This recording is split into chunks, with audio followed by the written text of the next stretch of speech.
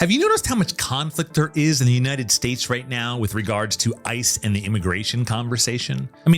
But have you also noticed the role that photography has played in documenting what's going on? I have. So in today's video, if you're thinking about going out and photographing what's happening, I want to talk about 1, your legal rights, 2, how you can go out and photograph safely and effectively, 3, why I think it's important that as photographers, we all go out and document what's happening, and 4, what you can do with those photos afterwards, including selling them to media outlets and other sources. And to get this out right in front today, I am only talking about this from the perspective of a photographer, because getting politics involved in today's discussion will only make this video ineffective at helping you. Oh, and one more thing, if we haven't met yet, I'm Ken. I'm an amateur photographer learning photography right here along with you. I'm also the founder of the Big Photo Hunt, which is arguably the world's most friendly photography community. It's really friendly.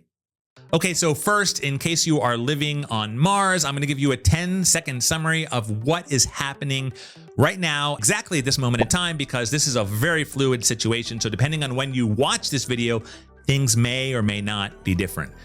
Wait, that's that weird 6-7 thing, isn't it?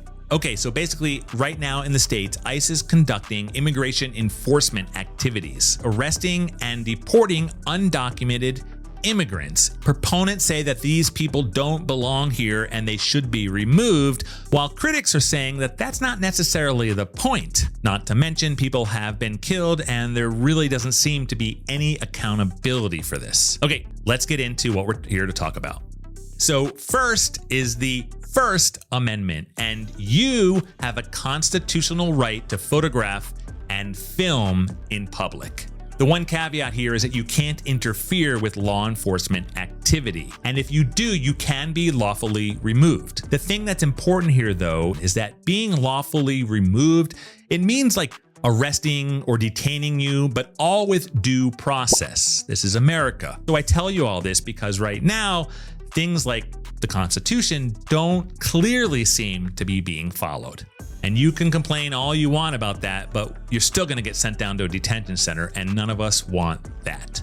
So number 2 is to talk about how to do this effectively and safely. The first is to stay at a reasonable distance. And in order to stay at a reasonable distance, you need to have a telephoto lens, 70 to 200 or more. 70 to 200 seems to be more versatile, but whatever you feel comfortable with. I suggest remaining calm and courteous. If that bothers you, just kind of take a big breath and hold it in, and remember, you're there to get photos. I also think it's very important for you to stay aware of the surroundings of your scene, not just for your own safety, but from a photographic perspective, there's just so much more happening than whatever's happening right in front of you. Be aware of all of the action that is happening for you to document. And then something that I like to do when I'm in situations that are hostile or in countries that have hostile governments to free speech is to always bring multiple SD cards, but not just to bring them, also to exchange them frequently. So say every hour, every 2 hours, swap your cards out and take the old card and put it somewhere safe. This way, if you do have a confrontation and something happens to your camera, at least not all of your photos are gone. There are enough phones out there and people capturing video of what's going on. As photographers, we're storytellers. And I think that what we can really add value at here is telling the stories of what's happening. And if you look back to major events of our past, the Holocaust, the US Civil Rights Movement, Kent State, Tiananmen Square, I'd argue that in your mind right now is not some text that you read in high school, but the image of that moment. And unless you're handsome like me, you're not going to live forever. People in the future are not going to feel this moment the way that you or I feel it right now. Taking these photographs ensures that we bridge the connection for 10, 20, 100 years from now. And I'll leave you with something that was told to me once when I was hesitating in street photography. Someone said, just take it. You don't have a chance later. You don't have a chance to recreate history. So whatever is happening now, you have to capture it. And the fourth thing that I want to talk to you about today is what you can responsibly do with your photos. So obviously you can self-publish them on social media, in a blog, online. But a few things that I would keep in mind. One is context matters, the what, where, why, when of what is happening. The second thing I would consider is to protect vulnerable people by blurring their faces or avoiding exposing their identities. You can share these with newsrooms, journalists, or nonprofit organizations because a lot of this activity is happening with no professional journalists on scene. So your images can become part of real reporting or public record somewhere. The third thing is just keep them. Create your own archive. Not everything has to be published or showed right away. You can become part of history.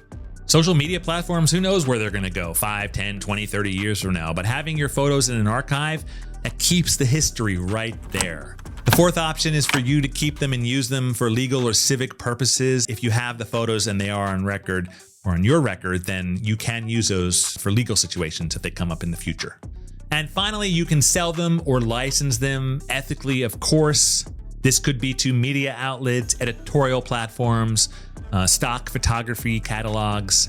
As a photographer, you are entitled to earn a living from your work, and there's nothing wrong with that, as long as what you're doing is responsible and ethical. The important thing is that we're out there capturing and telling the stories of what we see happening, so that decades from now, there are records of what's going on in our country. And if you really want to understand how you can better capture some of this, I've got a video here talking about composition techniques that will help you when you're out in the field. And I also created a video here about helping you photograph people and strangers in the street.